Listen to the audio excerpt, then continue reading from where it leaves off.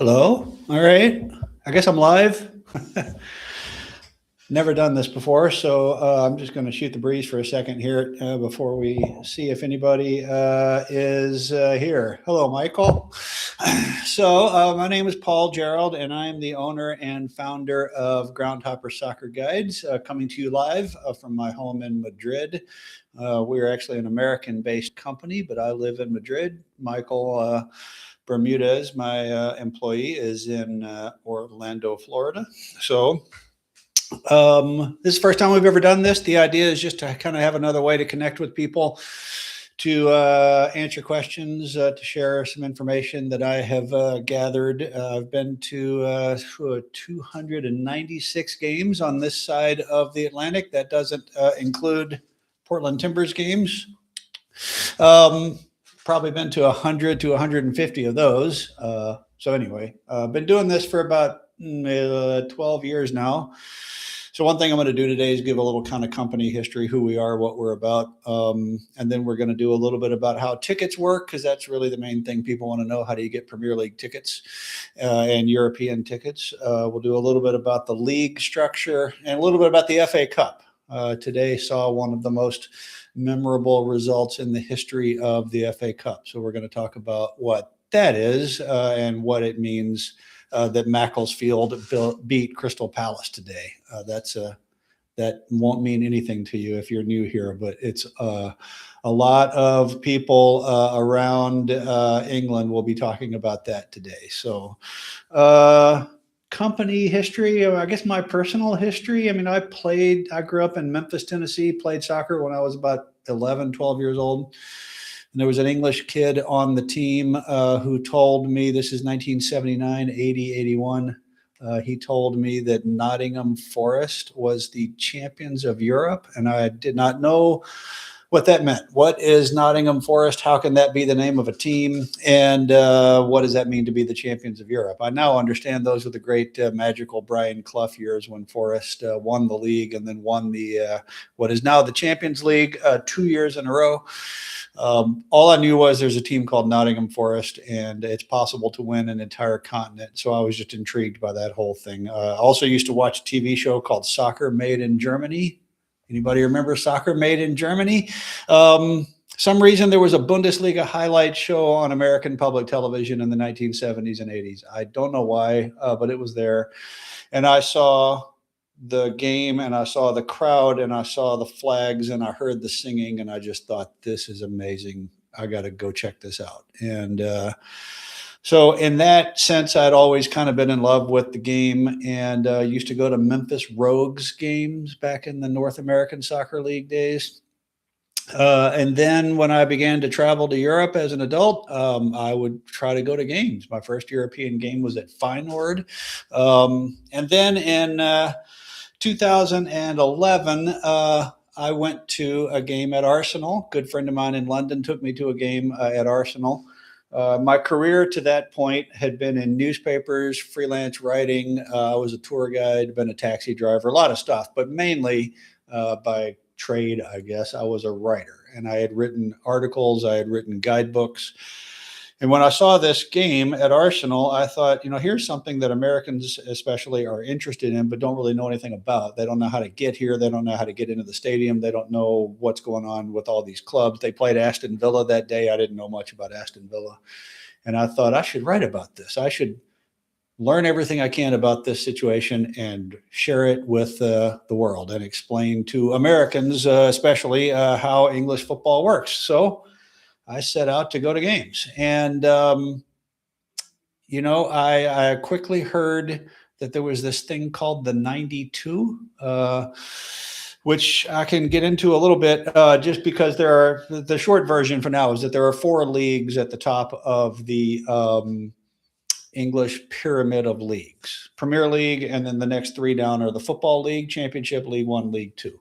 And in those 4 divisions, there are 92 slots. So at any given season, there are 92 teams in the league. And to do the 92 means to go to a game at every team or club stadium currently in the 92. So when I heard about that, I thought, there you go. That's what I'm going to try to do. And Started doing that in 2014, finished it for the first time, I think, in 2023. I am current with the 92 right now. Been to, between England and Europe, I've been to 156 different stadiums. Along the way, I set out to write a book. I wrote the book. It's now called The Groundhopper Guide to Soccer in England. And then one day I connected with a ticket agency, and I realized, like, oh, I could buy tickets from them. Like they have a contract with the club, and I can buy tickets from there and resell it to people. This added a whole nother thing to the business. So essentially what we do, yes, we sell tickets. We are officially registered official sales agents. We don't resell people's membership tickets or season tickets or anything like that. Everything we sell comes from a contract that our partners hold with the club. They hold the contracts. They own a bunch of tickets to each game. We buy from those tickets and resell them. But what we do really is that makes us different is we've been to the games. Even some of the people that we buy the tickets from have never been there. We sometimes ask them, like, oh, you got a new lounge at Bournemouth. Like, what's it like down there? What's the lounge like? And they're like, I don't know. We haven't been.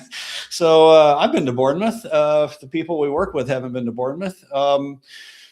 So that's what makes us different is, like, yeah, we sell tickets and that's how we make a living. But what we're really about is like explaining everything. Like, how do the tickets work?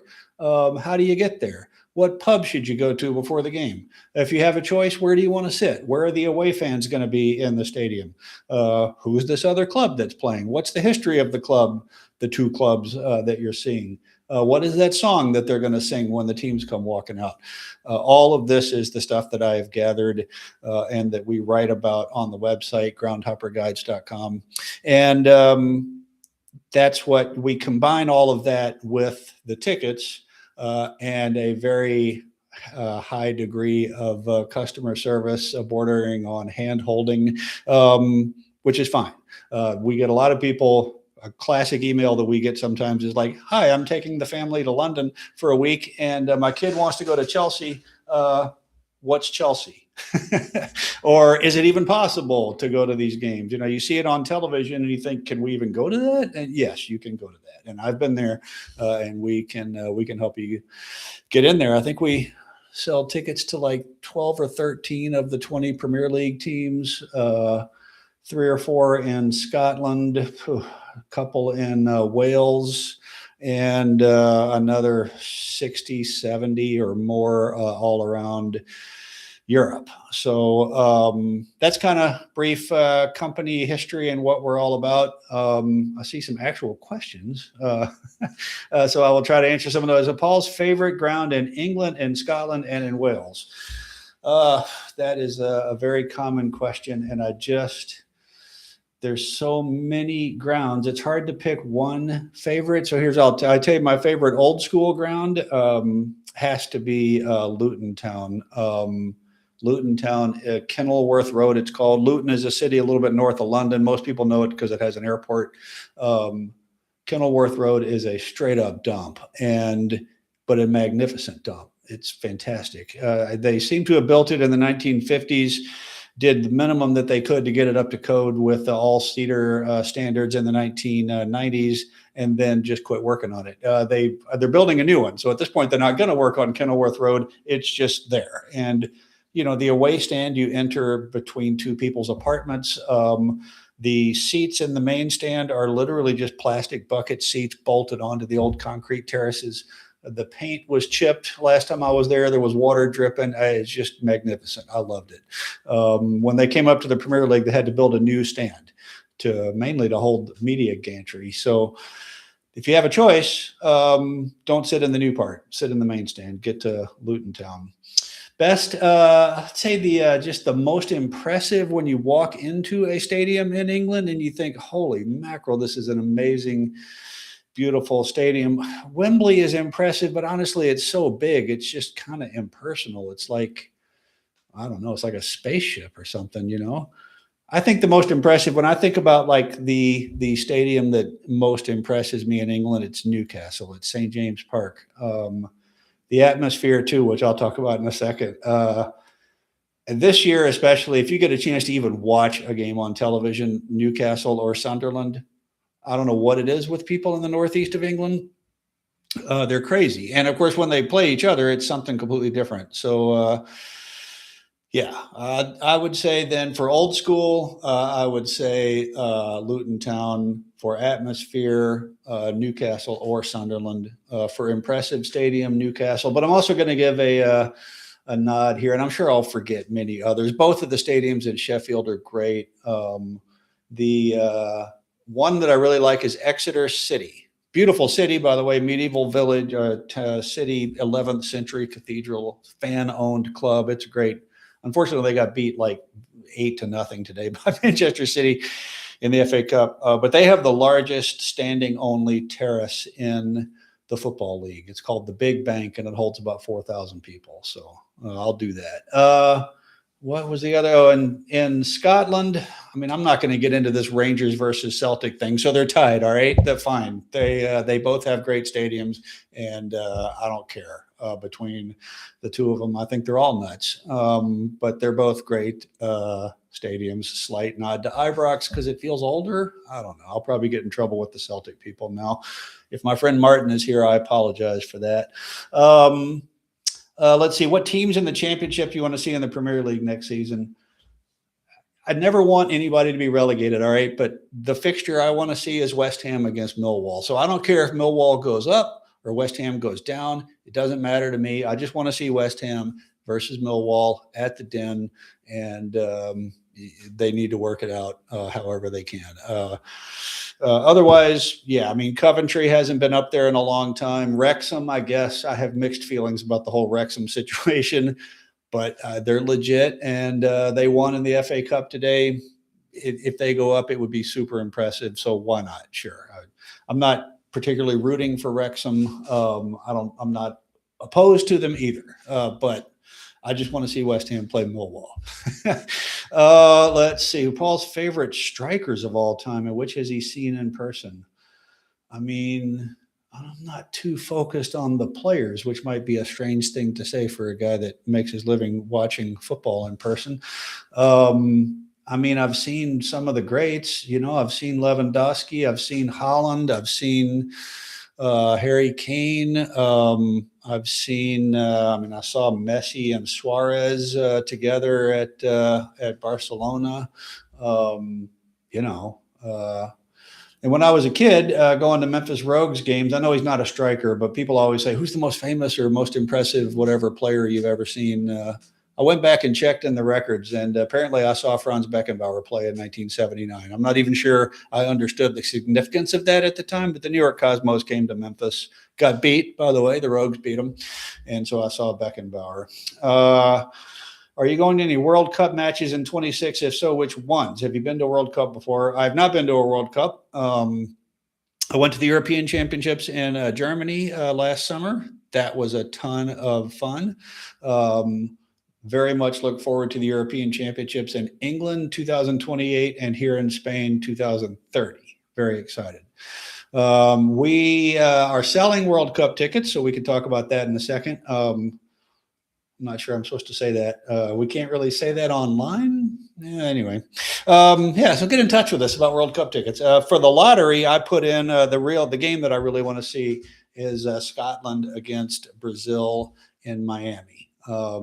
Brazil will probably beat them 8-0. I don't really care. But if the Tartan Army and the Brazilian fans are going to meet up in Miami, I just want to be there. So that's what I really care about. And I think a few days later, Portugal plays Colombia maybe in Miami. So those are the two I'm really targeting to go and see that. Planning on going to London for a week in April. Would like to see a midweek game and a weekend game. A Fulham game would be great. This is a big part of deciding when to go to games, when to go is looking at the schedule and like what's the best time to go to England. April is a great time to go because the weather is pretty decent and there can be a lot of games. It can be confusing though, because one of those weekends, for one thing, there's European games that pop up on the calendar and that will screw up your league schedule. Another one is that that the FA Cup semifinals happen on April 25th and 26th. That is one of the hardest weekends of the year to plan for, because I don't have it in front of me, but maybe Fulham is at home that weekend against, I don't know, pick a team. Let's say they're playing Burnley. And so that game is scheduled for April the 25th. If either one of them makes it to the FA Cup semifinals, that game's going to be played some completely different week.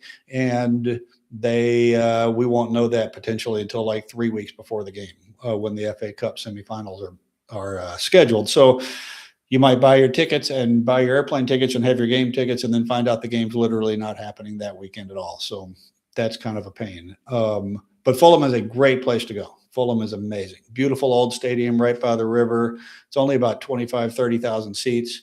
So there's a lot of really good seats. They got a brand new stand there with a couple of cool hospitality options in it. And so, yeah, a lot of people go to Fulham. Fulham, Chelsea, Arsenal, and Tottenham are our biggest sellers. Probably not in that order. I think Chelsea's number one. Arsenal would be more, but their prices are absurd this year. So yeah, go to Fulham. Come over in April. Get in touch with us. Let's see. Is this the year Arsenal finally wins the league? Are tickets hard to get for them? Tickets are not hard to get. Tickets are expensive. There are some clubs, either they don't work with resellers, or the clubs that don't work with resellers, the big ones, Newcastle being the perfect example. You just have to become a member at Newcastle and enter a lottery for each game, and that's how you get tickets, or buy hospitality packages from them, which are always going to be expensive, but it gets you in the stadium. Hospitality, by the way, is a regular seat at the game plus lounge access, maybe food and drinks, etc. So tickets are not that hard to get at a club like Arsenal. We have lots of tickets to Arsenal, and all of them are expensive because they're a big club. They're in London, and they're winning the league. They're top of Europe right now as well. So those prices have gone through the roof. $800 is kind of the rough minimum right now. There might be a couple of games a little bit less than that, but later in the year, you get into the chances of seeing them clinch the league, and it's out of control. So not hard to get. What we always say here is the sort of golden rule is what everybody wants is people want a good seat at a reasonable price, and a guarantee that they're not going to get ripped off. And we always like to say at a big club like that, you can have any two of those three that you want, but you can't have all three. You want to go to Liverpool, you want a guaranteed seat, and you want a pretty good seat, it's going to be expensive. If you want to go to Liverpool and have a crappy seat, or roll the dice on a third-party website like StubHub or something, it might be a reasonable price, and I have no idea if you're even going to get that ticket or not. So, yeah. Big clubs, Arsenal, easy tickets to get. We sell Arsenal tickets all the time.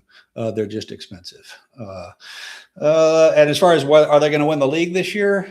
Sure. I don't know. It doesn't seem, normally you would think that this is the time of year when Manchester City goes and wins like 17 games in a row. They're just not quite doing it. They're obviously really good. They can obviously make up 6 points, and Arsenal can obviously drop 6 points the rest of the way. But, every year is different. All I know is that you can just feel it on the television when you watch an Arsenal game. Until they score a goal, that entire stadium is just puckered. It's just, they are so uptight. They just could not deal with the possibility of losing another lead. So let's see, your favorite football club football songs. I have a real soft spot for the Greasy Chip Buddy song at Sheffield United. If you don't know it, look it up. They took a John Denver song, you fill up my senses like a night in the forest, and they turned it into you fill up my senses like a gallon of magnet. I can't remember the words off the top of my head now, but yeah, it's all about life in Yorkshire. The Greasy Chip Buddy, which is a French fry sandwich to you Americans. Some of them are just kind of, obviously, You'll Never Walk Alone is amazing. Some of them are just goofy, like Everton and Watford come out to the theme song from some 1970s British police TV show. I don't know how these things get started. The weirdest one without a doubt.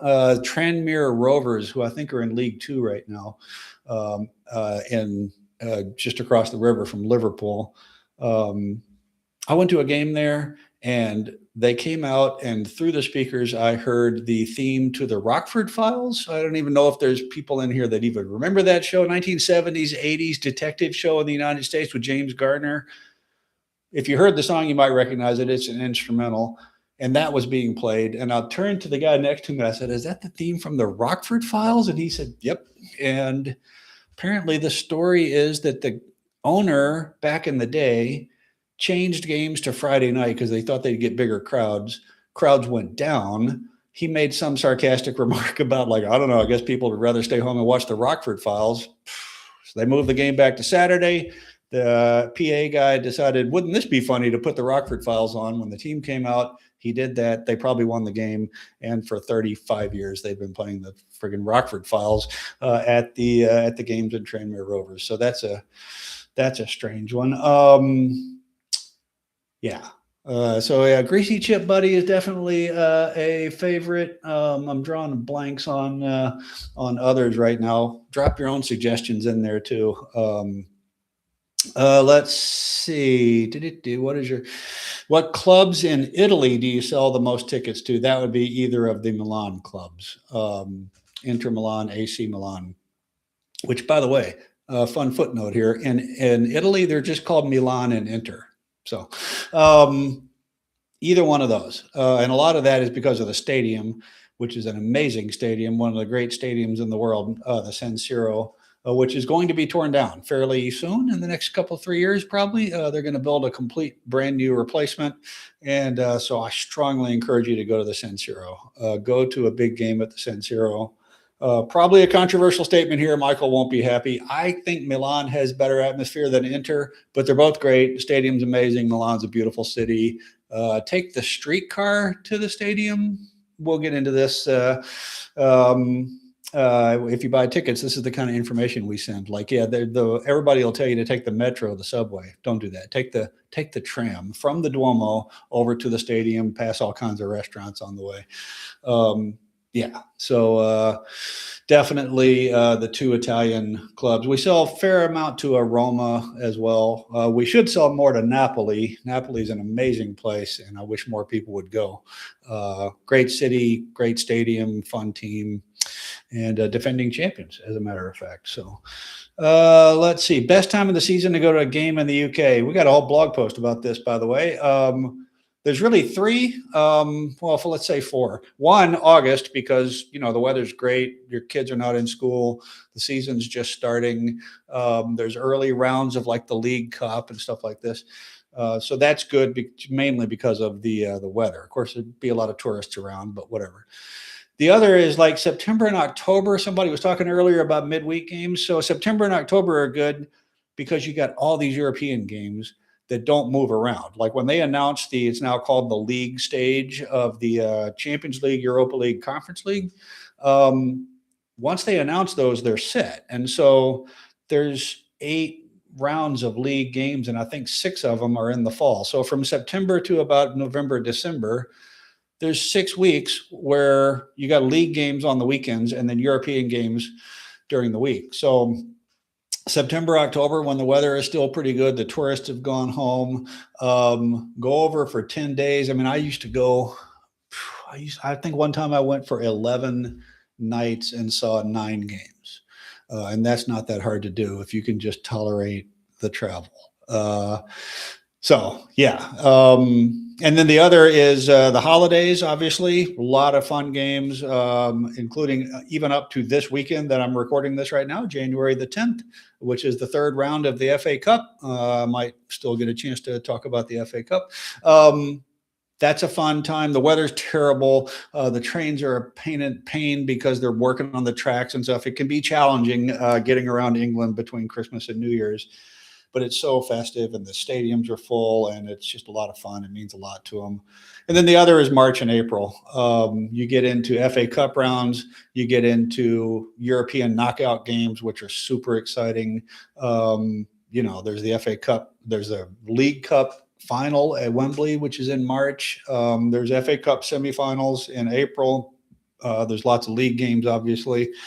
But mainly what I do is look for a time when the weather will be tolerable and there's midweek games, whether it's football league or Europe.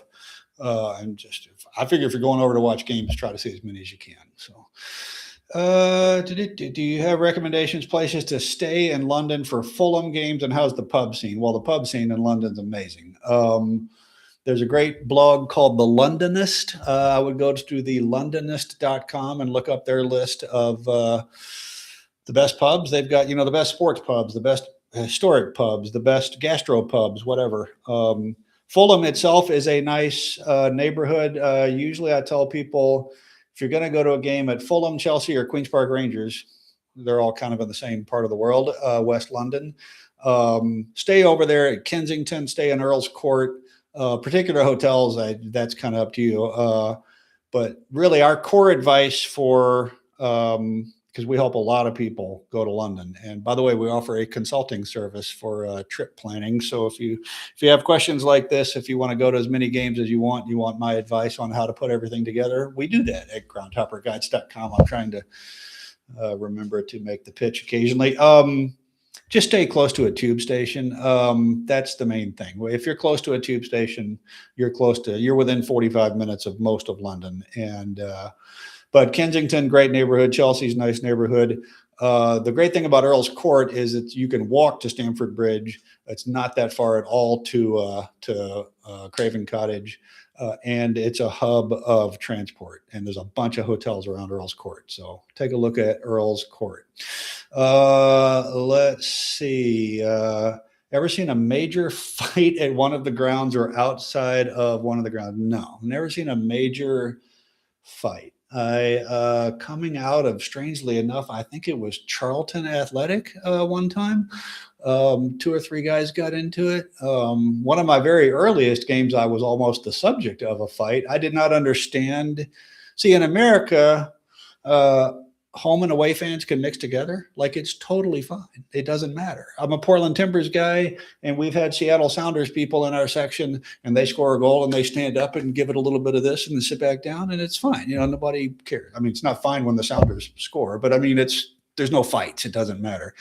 In England, my God, I mean, I've seen people thrown out of stadiums for their accent, and that's not a joke. Like, somebody spoke up and sounded like they were from the Northeast when Sunderland were at Palace, and see you, you're out of here, because otherwise somebody might whoop on them. I didn't know all of this. In one of the very early games I went to, I thought I was going to be a Fulham fan, and so I followed Fulham to Sheffield United in the FA Cup, and I didn't understand. I got my Fulham scarf, and I was all fired up, and I got out of the train station and walked over to Bramall Lane, and nobody really seemed to care much then, but the game was very frustrating. It was 1-1 draw, rain, mud, terrible FA Cup, and there was some kind of controversy. The Sheffield United fans were really angry at the referees, felt that they had been screwed. And several of them shared that opinion with me on the street after the game, because I was an idiot outside with a Fulham scarf on and not understanding what was happening. By about the third one, I said, okay, I'm gonna lose the scarf now and blend into the crowd and get my dumb ass back to the train station. So no, I've never seen a major fight. Let's see. Just went to Milan versus Inter in November. Thanks to you. Way to go. San Siro is amazing, but very dated. Yes, San Siro is kind of a dump, as was the old Camp Nou, by the way, in Barcelona.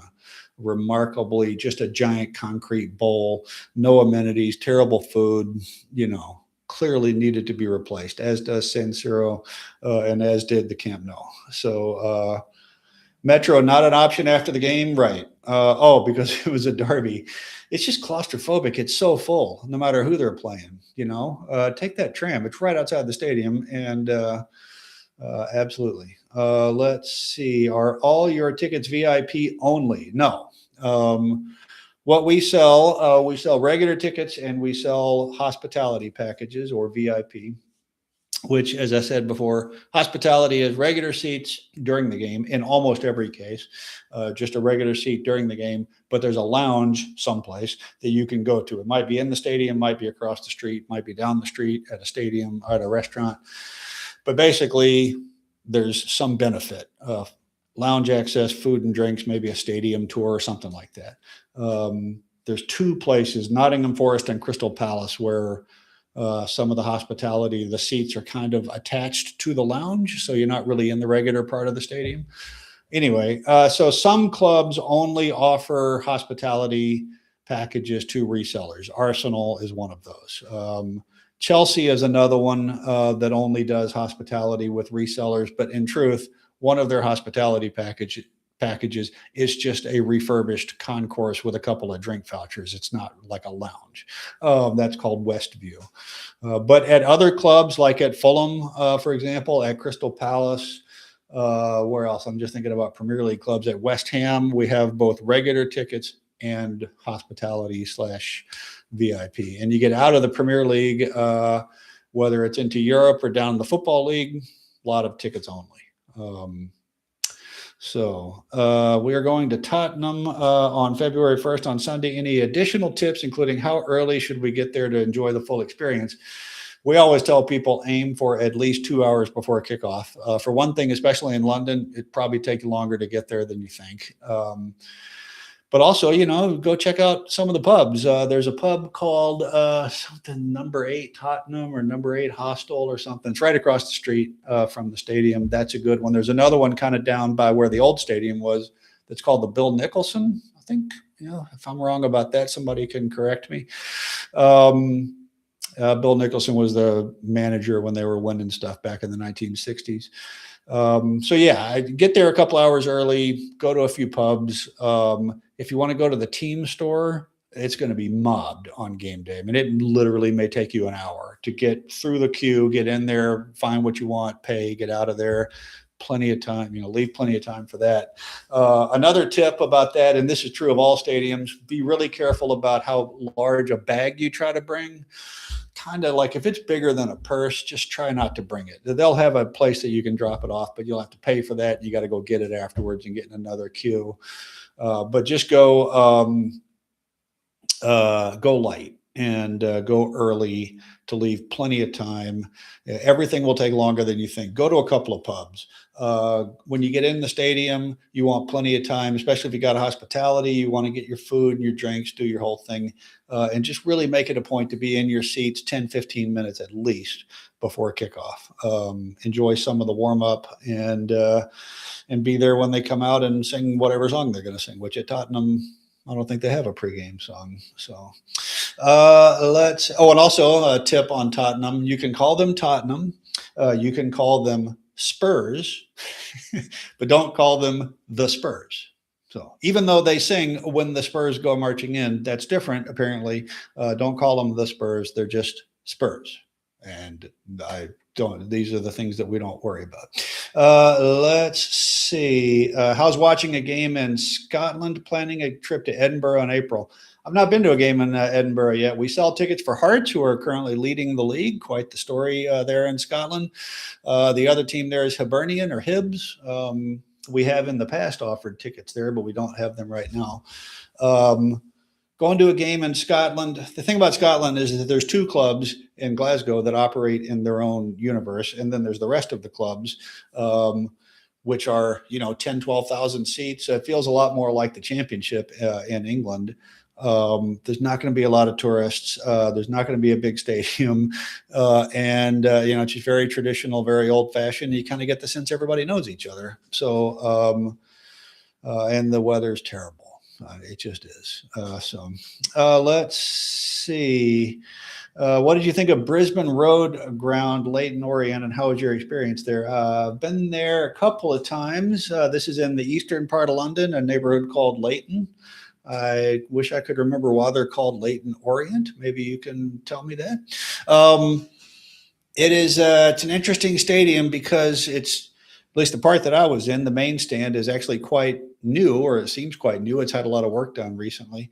But at some point in the past, the older part of the stadium has this really cool gabled roof. And what I remember is funny is that the part that says Leyton Orient like at Fulham, there's a very famous gabled roof that says Fulham Football Club, and it's right on the midfield stripe because you would think so. At Leyton Orient, it's not. It's off center, and I can't remember if it's like the pitch moved at some point. I can't remember the story of that. But what's really funny is that at some point they ran into financial problems and sold some of the property. So at least two of the corners of the stadium, in between stands, there's apartments, and there's just people sitting in their apartment with as good a seat as I paid for with my ticket to the game, just sitting there watching the stadium. I found it very friendly and very fun. I think I saw them play Dagenham and Redbridge, or some kind of a local derby during the holidays, New Year's Day even. Very fun, friendly game. I talked to a guy who saw them play in the first division back in the 60s. It's that kind of club. It's the kind of club where if you turn to the person next to you and strike up a conversation and know anything about the history of the club, they will be surprised that a foreigner is there. They'll be happy you know something about the club, and they might want to tell you some stories. That has happened to me at stadiums all over the place. And Leyton Orient is that kind of place. It's tougher to do that at the big clubs, at your Arsenals, Man United, Man Cities, because you're probably not, the person next to you is probably another visitor like you, which is fine. It's great, but it's just not the same kind of experience. How's watching a game in Germany, second division? No idea. Sorry. I've been to a few games in Germany, kind of the predictable. I've been to Dortmund. I've been to Bayern Munich, Bayer Leverkusen, where we sell tickets. That's a beautiful stadium in a very boring part of the world. But Dortmund is amazing. Bayern Munich's amazing. Second division, I don't know. I've been to some of those stadiums in the Euros, and they're amazing. Germany has great stadiums. And as near as I can tell, they have really good atmosphere all over the place. Schalke is a great place. And Hertha Berlin, not the most interesting club in the world, but they play in the 1930-something Olympic Stadium in Berlin, which is beautiful. I went there in the Euros. That's worth a visit on its own. So elaborate on why you want – yes, good question. Why do I want to see West Ham play Millwall at the Den? Right. So because it is one of the most intense derbies or rivalries in all of English football. Scary. Like Millwall fans have told me, if we play West Ham, don't go. Like, it's out of control. It scares them. It goes back to the 19th century, like dock workers at different companies in East London that were fighting with each other. It's just one of those that is local, and it's super intense, and it goes way back, and just people are nuts. And I love that. I have traveled untold distances to see derbies. When I was going to go to Grimsby Town, because, hey, they're in the league, they're in the 92. I waited until they were playing Scunthorpe, and I took a train 3-something hours from Manchester to go to Grimsby Town to watch them play Scunthorpe, because that's what I do. I love derbies. So West Ham, Millwall, as recently as like 2009, I think it was, there was like serious unrest in the streets outside of West Ham playing Millwall. And so I enjoy that kind of excitement, and I want to see it. So I do hate to think, gosh, wouldn't it be great if West Ham went down? It would be terrible if West Ham went down for West Ham. But for the rest of us, I don't know. Maybe they'll both win in the cup, and they can play each other there. So who do you think will win the World Cup this summer? Spain. Come on. Michael's going to kill me because he thinks Argentina is going to win it again. But no, nobody repeats. It's Spain's turn. They're going to do it. And I'm totally biased because I live in Spain. So ever go to matches in South America? I have not. Michael has. We have a partner down there in Buenos Aires who can help go to lots of games. Michael went to a game at Boca Juniors with them. You can look on our website for a blog post from there.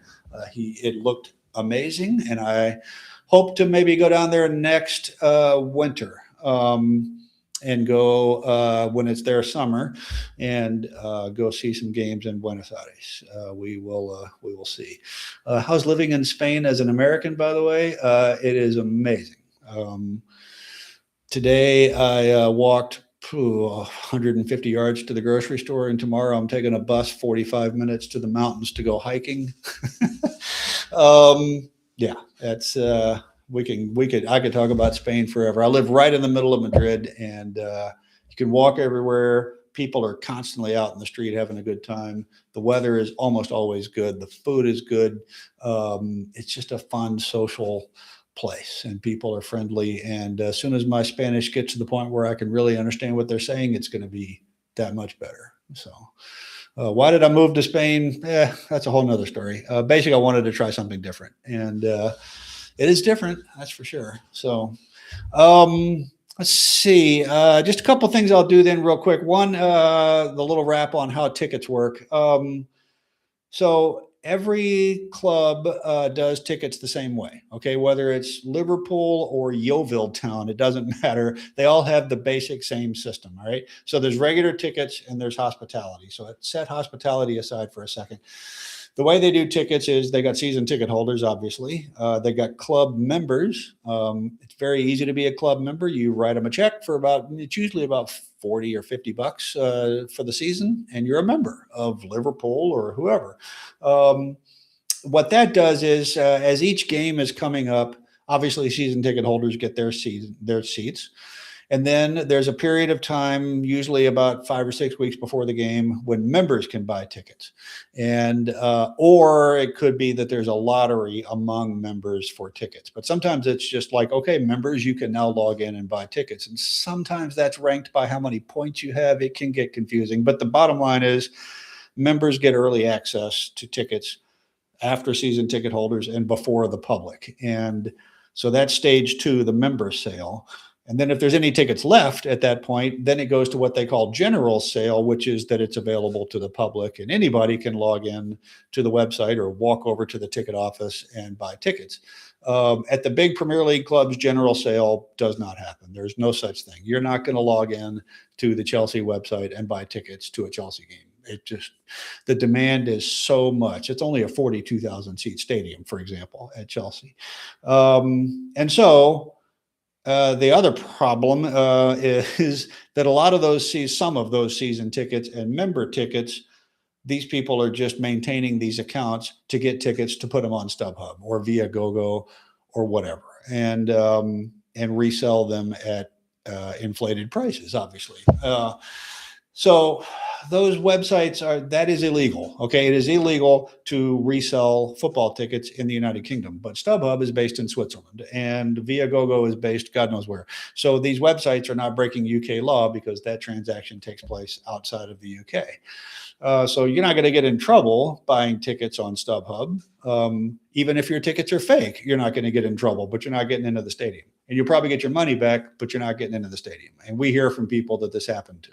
They showed up at Liverpool, at Anfield. They hit the turnstile, fake ticket, goodbye. You're not going into the game. That is a risk. It's kind of the Wild West on those websites. So anyway, that's tickets. Okay. Then hospitality is this whole parallel world. With the hospitality, it's like you could go to the Chelsea website right now and buy hospitality for a game in April or May. You can do that. It'll be expensive because it comes with all these benefits, and you don't have to be a member, and you can do it months ahead of time.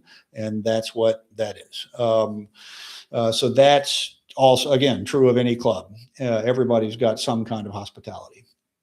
Where we fit in the system is that there are these companies, these big ticket agencies that are global and sell all kinds of concerts and Formula One and who knows what. They sell all kinds of tickets. They'll go to, say, Arsenal and sign a contract for the season and say, right, we want 250 tickets in your Cannon Club hospitality for the entire season, and here's a couple of $1 million or whatever it is, and they pay licensing fees, and they are then what's called official resellers of Arsenal hospitality or whoever the club might be.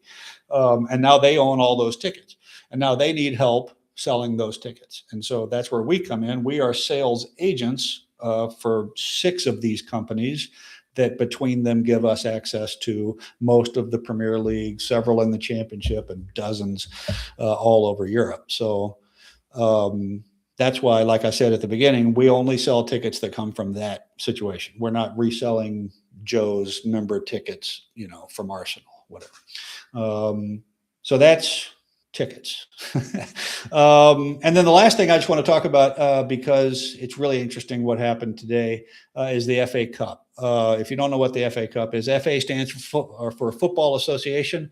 They're kind of the rule makers and the governing body of football in England, formed in the 1870s, and they decided, let's have a tournament for everybody in the country. And the tournament is called the Cup.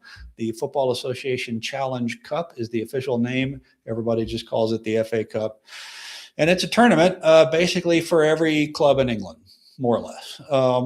These days, it includes over 700 clubs per season. It starts in August with extra preliminary rounds of little tiny regional, totally amateur clubs. And they play other teams in their area so people don't have to travel too far. And it's completely random. With each round, they take all the clubs that are eligible for that round and they put them in a hat and they just start pulling them out. And whoever comes out first is the home team. Whoever comes out second is the away team. So if it's, I can't even think of the names that are down in the 10th tier of the league pyramid, but I mean, you're talking about games with 75 people watching the game, maybe. So that starts in August, extra preliminary rounds. And then you get to the first round proper, which I think is in early October. And at some point in there, with each round, what happens is you take all the winners and you throw them back into the basket, and then you take the next level of teams, the next size of team that is eligible. You throw them in there. You pull out the first one who's at home, second one who's away, and eventually you start getting professional clubs in there. And then in early November or so, first round I think is October, second round's November. Somebody can correct me. Maybe it's November, December. Anyway, at some point, football league clubs start coming in, League One, League Two. And so they enter, and they could very well, have to go play somebody in the 8th tier, away. When I was at Tranmere Rovers, for example, the reason I was there is that they were in League One, the 3rd tier, and they were playing Chichester City of the 8th tier, who got beat 5-1, but by God, they scored a goal. And they sang into the night because they scored a goal in the FA Cup in the first round proper, and it was like the biggest thing that ever happened. So it just keeps going up the pyramid. And the 3rd round proper, the second weekend in January, is when the Premier League and Championship clubs enter. That's why, by the way, there's no Premier League games this weekend, because they're all playing in the FA Cup. And lo and behold, a team called Macclesfield from the 6th tier, called the National League North, they literally only have practice twice a week. These guys, they all have other jobs. I don't know. Some of them might be making some money, but I doubt it. They survived this long. They got a home game against Crystal Palace from the FA Cup. Crystal Palace won the FA Cup. From the Premier League. Palace won the FA Cup last year. They're the cup holders at this point. Well, they were. And they had to go to Macclesfield today and play a game, and they got beat. The biggest gap in standings that has ever produced an upset in the history of the FA Cup, 150 years or something. There's never been such a gap where the lower team beat the upper team. And not only that, but the upper ranked team was the holders of the FA Cup. So when you're done watching this video, go look for the highlights on YouTube of Macclesfield versus Crystal Palace. Read up about it, enjoy it. That's the kind of thing we enjoy. I don't really, I hope Arsenal wins the Premier League this year, because I don't want City to win it again. Aston Villa would be an even better story. But what I really like is when Macclesfield makes the FA Cup 4th round because they beat Crystal Palace, or when Chichester City gets a game at Tranmere Rovers, or when Millwall and West Ham play each other for the first time in years.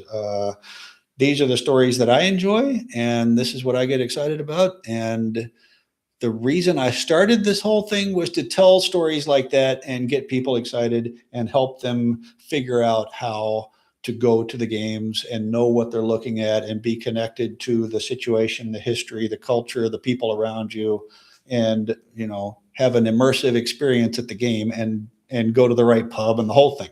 So I was already immersed in that culture, and then we added the tickets, and that's what we do. That's Groundhopper Soccer Guides, and so that's what we're about. And thank you for the questions today. There's some stuff I didn't get to, I'm sure. We've never done this before, and but I've been talking for 45 minutes now, which is more than enough. And I think we'll sign off. Come check us out at groundhopperguides.com. You can sign up for our newsletter that we send out every couple of weeks or so. Tell us what game you want to go to. Tell us any other questions you might have for future video Q&As.